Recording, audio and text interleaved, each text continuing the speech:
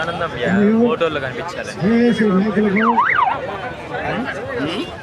ఈరోజు మనతో పాటు ర్యాలీ వచ్చినటువంటి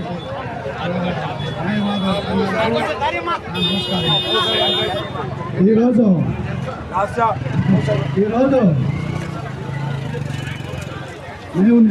మేము న్యాయవాదులు అందరము 3 ప్రాంతాల నుంచి కోడూరు, రాజమండ్రి, నక్కలూరు 3 ప్రాంతాల న్యాయవాదులు వచ్చినాము. మాకంటే ముందుగా 20 రోజుల నుంచి ఒక్కొక్క గ్రామం ఒక్కొక్క రోజు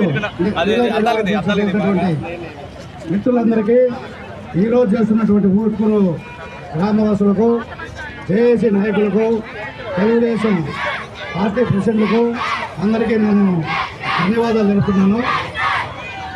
అయితే ఇంతమంది జనాలు ఇంత ఊవెత్తిన నిరాహార దీక్షలు, ర్యాలీలు, ముఖ్యంగా విద్యార్థులు, చిన్నపిల్లలు రోడ్లెక్కి వేల సంఖ్యలో వచ్చి ఈ ర్యాలీలు చేస్తున్నారంటే దీన్ని అధిష్టానం దృష్టిలో పెట్టుకుని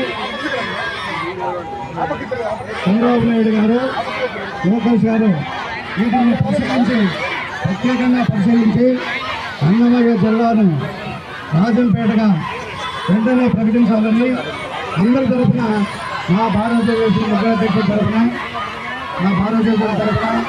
నేను విన్నవించుకుంటున్నాను.